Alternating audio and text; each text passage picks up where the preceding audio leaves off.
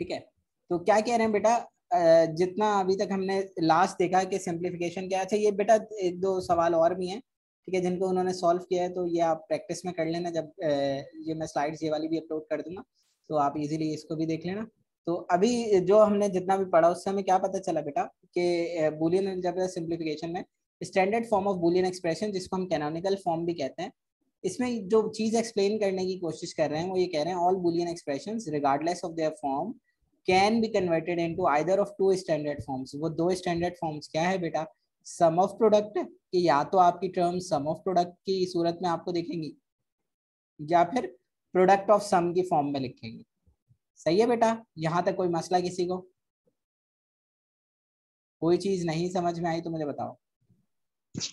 Clear है। सही है। अब बेसिकली स्टैंडर्ड क्यों बनाए जाते हैं बेटा? स्टैंडर्ड इसलिए बनाए जाते हैं ताकि चीज़ों को सादा से सादा और आसान से आसान रखा जाए, ताकि लोगों की समझ में आ सके चीज़ें। ठीक है, तो standardization make the evaluation, simplification and implementation of Boolean expression much more systematic and easier. तो जब आपको इनके रूल्स रेगुलेशंस पता होंगे बेटा, and you know how to convert them into sum of product to product of sum or product of sum into sum of product, you can easily perform all expressions all operations on them. ठीक है बेटा, तो next क्या है बेटा, तो सम of product की terms कैसी होती हैं बेटा? तो आप देखें SOP है, सम ऑफ प्रोडक्ट। इसका मतलब क्या है, प्रोडक्ट के ऊपर सम लगा हुआ होगा। सही है, आप यहां देखें when two or more product terms are summed by Boolean addition the resulting expression is a sum of product. तो ये बेटा सम ऑफ प्रोडक्ट की डेफिनेशन लिखी हुई है कि जब दो या दो से ज्यादा प्रोडक्ट वाली टर्म्स एक दूसरे से सम होती हैं तो ऐसी टर्म्स को हम सम ऑफ प्रोडक्ट कहते हैं। जैसे फॉर एग्जांपल ये देखिए बेटा, AB plus ABC, AB is in product form, ABC is in product form, but these two terms are summed via plus sign or a binary addition. That's why these type of statements known as SOP means sum of product.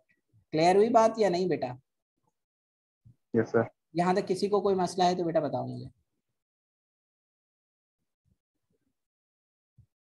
Clear है सारी चीजें? Yes sir clear. ठीक है, then हमारे पास क्या है बेटा, attendance हो गई है, तुम लोग फिर अटेंडेंस शुरू कर देते हो। तो also an SOP expressions can be contained a single variable term. अच्छा, और नॉट नेसेसरी कि आपके पास जो है वो प्रोडक्ट टर्म्स होंगी, सिंगल टर्म्स भी हो सकते हैं। जैसे ये है ना बेटा, A plus ABC bar plus BCD बार, तो ये भी आपका SOP ही है, सम ऑफ प्रोडक्ट नोटेशन है। तो you have not worried about if a single term came in the expression. ठीक है, तो आप बाकी टर्म्स का फिनोमेना देखेंगे कि बाकी टर्म्स में क्या कंडीशन है। जैसे ABC तीनों प्रोडक्ट फॉर्म में, BCD तीनों प्रोडक्ट फॉर्म में, and they have a multiple addition sign in between these terms, so these term belonging to a SOP form. Clear है बेटा बात ये? यहाँ तक कोई मसला, कोई चीज ऐसी जो नहीं समझ में आई तो मुझे बताओ आप लोग। जी बच्चों क्लियर है। सही है, तो भाई जबरदस्त। बच्चे, एक बच्चे ने स्लाइड्स ही शेयर कर दी है तो आपके ग्रुप में सेक्शन B वाले में, तो आप देख लीजिए। सर ए में भी कर दी है दिल ने। अच्छा, इनका तो मैंने बनाया हुआ है DLD का ग्रुप, तो उसमें तो मुझे इजीली जो जी है सर मैंने शेयर किया।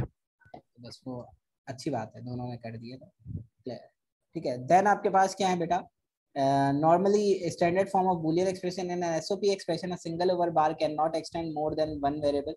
तो नॉर्मली क्या है कि बेटा आप जो है उसको एक से ज्यादा बार एक्सटेंड नहीं कर सकते। क्यों नहीं कर सकते, वो रीजन अभी आपको दिख जाएंगे। जैसे ये देखें बेटा, so far you have been SOP expression in which sum of products terms doesn't contain all the variables in the domain of expression.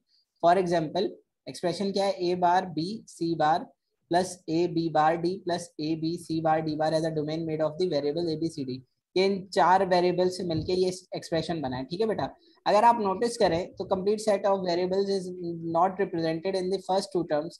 तो देखें, इसमें D नहीं है और इसमें C नहीं है, ये दोनों पार्ट मिसिंग है। ठीक है बेटा, तो अगर आप इसको सॉल्व करना चाहो और इनको कंप्लीट एक्सप्रेशन बनाना चाहो, बेसिकली ये रिड्यूस एक्सप्रेशन हुआ। कैसे, A बार B C बार जो है ना बेटा, आगे D बार भी लिख सकते हो आप इसके, ताकि वो जो उसकी एम्बिगिटी है वो खत्म की जा सके। ठीक है, तो आप क्या करते हो बेटा, however notice that the complete set of variables in the domain is not present in the first two terms of the expression, that is D और D bar is missing. देखिए यहाँ D नहीं है, सही है, और D बार जो है मिसिंग है. इसी तरह फर्स्ट टर्म में C मिसिंग है, C बार है फ्रॉम द सेकेंड टर्म. तो ये दो चीजें बताइए कि फर्स्ट टर्म में D नहीं है और सेकेंड टर्म में C नहीं है. तो आप क्या कर सकते हो बेटा, आप एक काम ये कर सकते हो, a standard SOP expression is one in which all variables in the domain appear in each product in the expression. तो वो ये कहते हैं कि स्टैंडर्ड प्रोडक्ट क्या होता है. स्टैंडर्ड ये होता है कि आपकी एटलीस्ट एक बार वो टर्म्स जो है ना वो रिप्रेजेंट हो. ठीक है, तो अब जब वो रिप्रेजेंट हो तो वो कैसे रिप्रेजेंट हो उनको देखना है आपने. तो सर हम इसमें D प्लस डी बार ऐड कर देंगे, जिस तरह A बार B और C बार आ रहा है, इसमें D प्लस डी बार ऐड कर देंगे. एक्सप्रेशन ऐड कर दोगे. अभी मैं दिखाता हूँ कौन सा वाला एक्सप्रेशन. ठीक है, देखिए जैसे बेटा ए बी था ना, C बार मौजूद है आपके पास, तो कौन सी टर्म मिसिंग है? C वाली मिसिंग है. C वाली मिसिंग है. तो एक बार मिसिंग, हाँ देखो ना, एक बार D मिसिंग है, एक बार D बार मिसिंग है. तो बेटा वो इन एक्सप्रेशंस को ऐड करेंगे. अभी आपको दिख जाएंगे एक्सप्रेशन. एक मिनट, ये देखो. फॉर एग्जाम्पल अगर आपके पास A bar B C D बार है, तो आपके पास जरूरी क्या है कि बेटा आपके पास दोनों टर्म्स होनी चाहिए. तो आप सिंपली बेटा क्या करोगे, एक बार आप इस तरह कर दो A bar B C bar D, और एक बार कर दो A bar B C bar D बार. ठीक है, इस तरह उन एक्सप्रेशंस को कंप्लीट कर दो. अभी आगे आएंगे सॉल्व होने, तो आप इजीली इनको देखना जब ये सॉल्व हो रहा है. ठीक है, और इनको इसको इतना देखने की जरूरत नहीं है. एक्सप्रेशन उस पर जाते हैं हम. सवाल जो है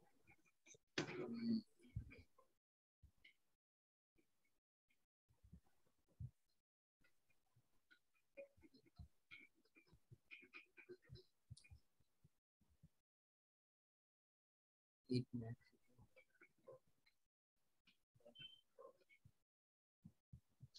हमारे पास बुक भी डाउनलोड हो गई है. तो जो चीजें हैं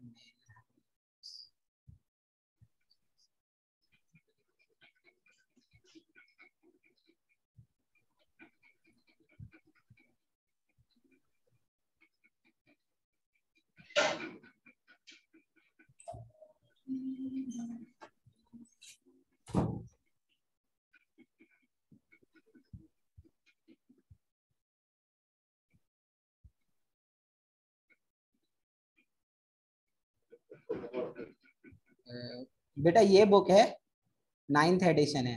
ठीक है, तो अगर आपको 11th एडिशन भी मिल जाए तो चल जाएगा काम. सही है, तो आपको जो चीज़ मिल रही हो, मतलब जो भी एक्सप्रेशंस मिल जाए, तो आप उससे उसको रिजॉल्व कर लेना. तो ये जो चीज़ है बेटा जो हम देख रहे हैं एसओपी और पीओएस, वो आपके पास चैप्टर नंबर 4 के अंदर है. ठीक है,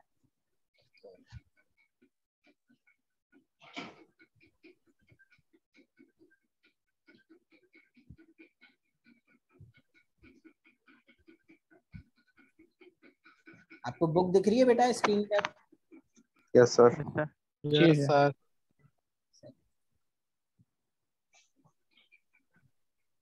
अब और क्लियर हो गई होगी. यस सर, अब क्लियर है. देखिए बेटा, एक उन्होंने यहाँ से देखें एक सिंपल सी चीज आपसे कही है. ये बेसिक्स हैं इसमें ना. Determine the value of ABCD and D that make the product term ABCD equal to 1. कि आप क्या इनपुट्स लेंगे कि इक्वल हो जाए 1 के. ठीक है, तो इस तरह के सवाल भी पूछे जाते हैं, लेकिन ये बहुत बेसिक है बेटा. आपने क्या करना है बेटा, इसके रिजल्ट को 1 लाना है. तो आपको क्या वैल्यू सेलेक्ट करनी होगी, तो आप ये सोचेंगे बेटा पास, जैसे for example term to be 1 लानी है, तो each literal in the term must be equal to 1.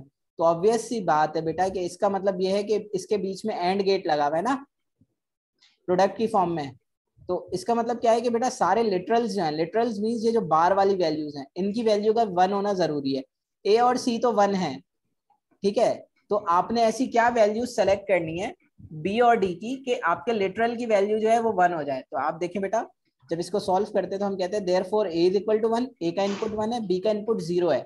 अगर B के इनपुट को आप 0 लेंगे तो ही बेटा लिटरल जो है वो 1 बनेगा. सही है, वरना 1 नहीं बनेगा. इसी तरह C 1 है, D 0 है, तो D 0 लेंगे आप खुद, वरना D का लिटरल 1 नहीं बनेगा. तो आप देखें बेटा, आपने क्या किया, वैल्यूज को 1 लिया A को, 0 लिया बी को, उस पे बार है, सी को 1 लिया, डी पे बार है। तो जब आप इसको कन्वर्ट करेंगे, बार रिमूव करेंगे तो सारे 1 1 1 हो गए। तो आप इस तरह कहते हैं कि आपके पास जो वैल्यूज हैं वो प्रोडक्ट की वो क्या इक्वल आंसर दे रही है, 1 दे रही है। इसी तरह अगर बेटा यहाँ 0 पूछा हुआ होता तो आप कह देते कि कोई भी वैल्यू जो है वो इसमें से एक भी वैल्यू 0 हो जाएगी, तो आपका आउटपुट जो है वो 0 हो जाएगा। ये बेटा वो जो हमने लॉस पढ़े थे, ठीक है, वो हैं सारे।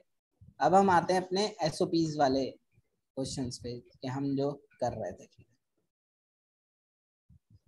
देखिए ये जो हमने किया था सवाल, सही है, उसी जैसा है कि आपके पास a plus B into A plus C है equal to a plus B C के बराबर है, तो प्रूफ करें।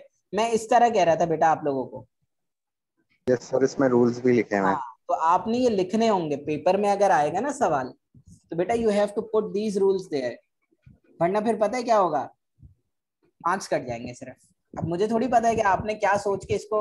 अच्छा, एक और आसान चीज ये होती है बेटा कि अगर आपको रूल्स याद होंगे ना तो आपको ये सॉल्व करना बहुत आसान हो जाएगा, ठीक है। और ये देखें बेटा, ये उसी तरह की सर्किट डायग्राम्स बनी हुई है, रिड्यूस फॉर्म में भी और उसके ओवरऑल एक्सप्रेशन की फॉर्म में भी, ठीक है। ये देखें, ये दोनों उन्होंने सर्किट्स बना के दिखाए आपको, a प्लस बी सी का सर्किट ये बना हुआ और पूरी स्टेटमेंट का सर्किट ये बना हुआ। अभी तक तो आप छोटे छोटे सर्किट बनाते रहे, ये वो डी मॉर्गन लॉ है, सही। और आप ये तो आपको बेटा आता है ना कि अगर एक्स वाई जेड है, इसको कन्वर्ट करना हो डी मॉर्गन से तो क्या हो जाएगा, बस वो जो है बार लग जाएगी और बीच में प्लस का साइन आ जाएगा, क्योंकि दो थ्योरम आपने पढ़े हैं। उन दोनों थ्योरम्स की मदद से आप इसको क्या करते हो बेटा, अप्लाई करते हो थ्योरम, और उससे जो है वो रिजल्ट निकाल लेते हो। सही।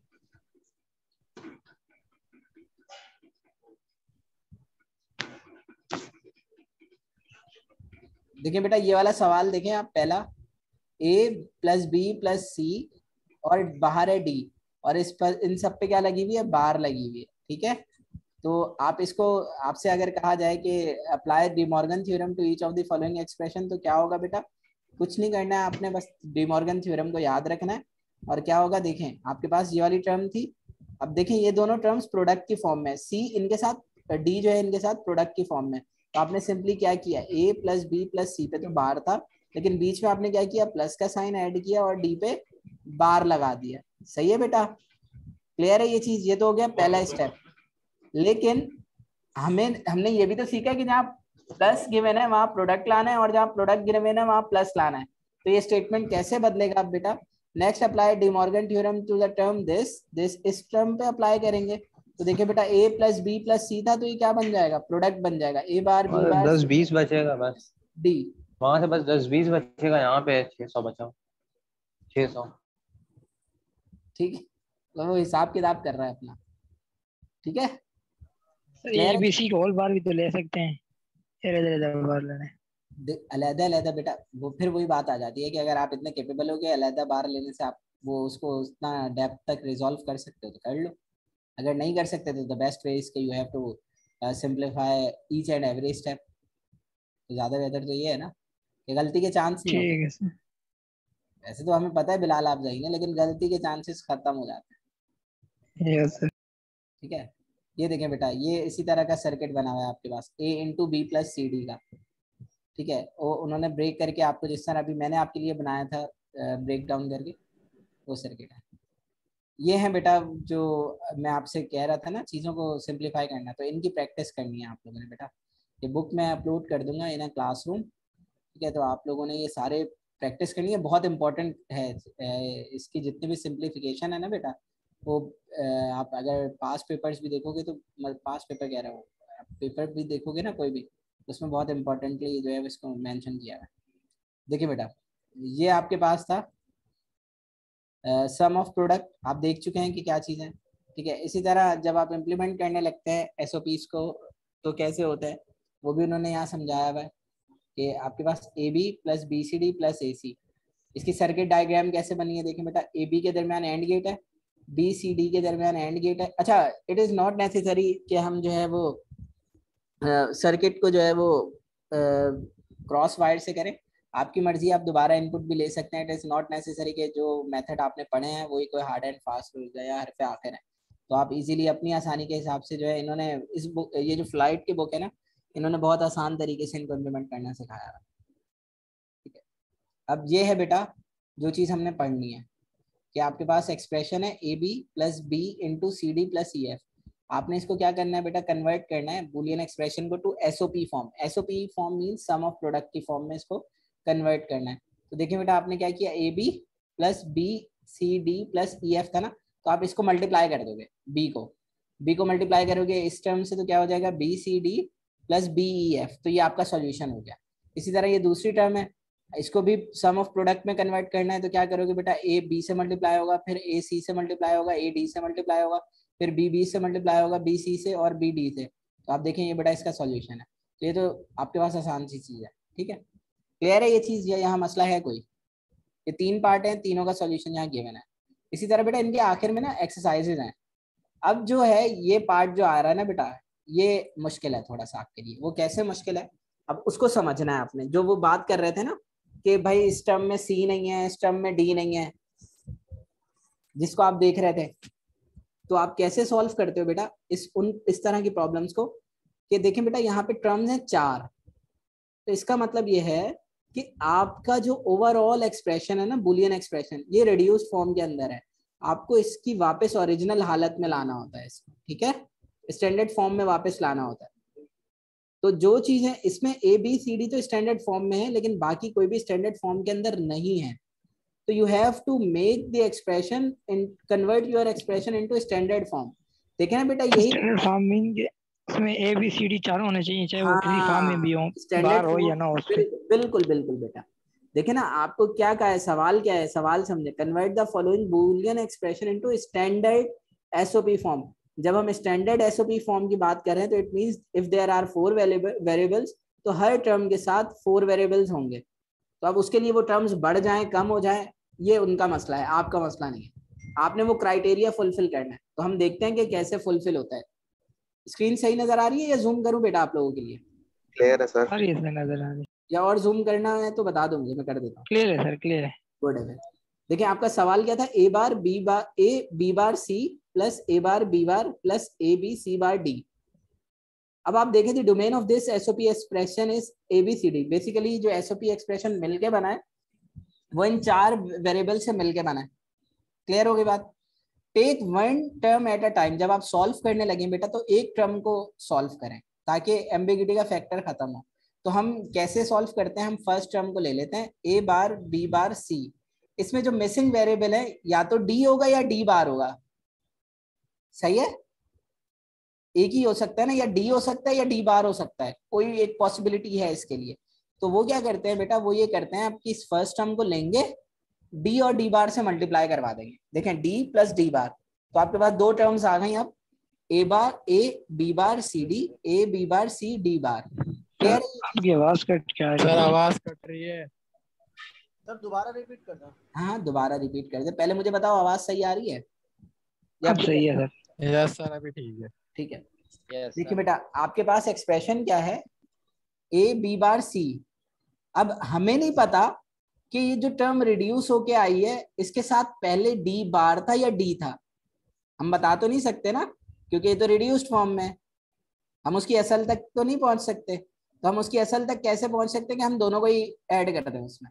तो आप क्या करोगे बेटा, जो टर्म मिसिंग है उसकी दोनों फीचर्स ऐड करते हैं, डी बी और डी बार भी। तो आपके पास अब 2 एक्सप्रेशंस बन गए, A B bar C D, A B bar C D bar. अब आप ए बी बार सी नहीं लिखेंगे, आप उसकी जगह ये वाली चीज लिख रहे होंगे। सही है, तो ये दोनों लिखेंगे सर? दोनों लिखेंगे बिल्कुल। वहां भी मैंने यही कहा था ना कि आपको दोनों को करना है, जो टर्म मिसिंग है उसके दोनों पार्ट ऐड होंगे बेटा। सही है। अब देखें बेटा इसमें तो एक मिसिंग था ना, अब दूसरी टर्म में आए, दूसरी टर्म में 2 मिसिंग है, तो ये वाला ऑपरेशन 2 बार परफॉर्म करोगे, एक बार सी के लिए और एक बार डी के लिए। सही है, ठीक है सर। समझ में आती है या नहीं आती? देखें जब आप सी के लिए करेंगे, ए बी बार को सी सी बार से करेंगे, तो ये एक्सप्रेशन बन गया आपके पास। सही है। फिर आप इन दोनों एक्सप्रेशंस को उठाएंगे, ये दोनों, ये देखें ये दोनों एक्सप्रेशंस उठे, इनके साथ डी और डी बार को आपने मल्टीप्लाई करवा दिया। जब आप इन दोनों टर्म्स के साथ डी और डी बार को मल्टीप्लाई किया तो अब आपकी ये टर्म्स बन गई 4, 1 2 3 4। क्लियर है बात? Yes sir clear. सही है। अब तीसरी टर्म जो थी वो तो ऑब्वियस सी बात है, बिल्कुल कंप्लीट थी, उसमें ए बी सी डी चारों थे, तो इसका मतलब हमें कंफ्यूज होने की जरूरत ही नहीं है, ये तो स्टैंडर्ड फॉर्म के अंदर ऑलरेडी है। तो अब आप क्या करोगे बेटा, अब आप इस एक्सप्रेशन पे ये जो लिखा हुआ है ना, ये बराबर है किसके, पहले ये 2 टर्म्स आएंगी, फिर ये 4 टर्म्स आएंगी और फिर ये 5वीं टर्म आएगी। देखें बेटा यहाँ A B bar C D, A B bar C D bar, और ये 4 टर्म्स आ गई और आखिर में आपकी जो ओरिजिनल टर्म यहाँ पे गिवन थी सवाल में वो आ गई। तो ये जो एक्सप्रेशन बना है ना लेफ्ट हैंड पे, ये इसका रिड्यूस्ड एक्सप्रेशन। समझ में आई बात या नहीं? Yes sir. सबको? बिलाल भी जा रहा बोल रहा है तेरे। सर आ गया। देखिए बेटा, और एक चीज है एसओपी की डेफिनेशन। सर आ गया सर। गुड है। एक एसओपी की जो डेफिनेशन मतलब एक फॉर्मल डेफिनेशन है जो कही जाती है इसके बारे में, वो क्या है, an SOP expression is equal to 1 if one or more of the product terms in the expression is equal to 1। कि आपके पास जो एसओपी एक्सप्रेशन है वो इक्वल टू 1 होगा अगर एक या एक से ज्यादा प्रोडक्ट टर्म्स जो हैं उनके एक्सप्रेशन इक्वल टू 1 हो। ठीक है बेटा। इसी तरह बेटा ये एक और सवाल है, कैसे, अब आप इसको देखें कि उन्होंने जो बात की है वो कैसे की है कि भाई 1 होगा तो कब होगा या क्या होगा। तो आप देखें बेटा, मतलब इसका इक्वल टू 1 होना जरूरी होता है एसओपी एक्सप्रेशन का। देखिए ए बी सी डी है, इसमें तो हमें कोई प्रॉब्लम नहीं है, इसका मतलब है ए बी 1 है, बी बी 1 है, सी बी 1 है, डी बी 1 है, तीनों पे एंड गेट लगा हुआ होगा तो लॉजिक क्या देगी, 1 1 1 1 होना चाहिए। लेकिन जब ए बी बार सी बार डी लेंगे तो इक्वल टू आपको इनपुट्स क्या रख रहे होंगे, इसको भी 1 बनाना है तो क्या होगा, ए तो 1 हो गया लेकिन बी की वैल्यू 1 नहीं रख सकते। क्यों? क्योंकि बी पे क्या लगा हुआ है, कॉम्प्लीमेंट, सी पे क्या लगा हुआ है, कॉम्प्लीमेंट। तो इट मीन्स कि हमें इन दोनों की वैल्यू को 0 रखना होगा ताकि जब नॉट गेट से गुजरे तो ये 1 हो जाए। तो आप इनके इनपुट्स को इस तरह जो है वो वैलिडेट करवाते हो कि आपके पास इस तरह आपका जो ये लाइन है ना, जो उनके रूल है कि SOP expression equals 1 when any or all the product of 3 terms is 1। तो ये नेसेसरी होता है बेटा आपके लिए कि आपने इसको इस तरह करना होता है।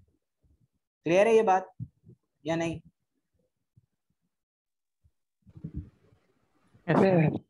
सही है। इसी तरह पीओएस का आंसर हमेशा 0 होता है।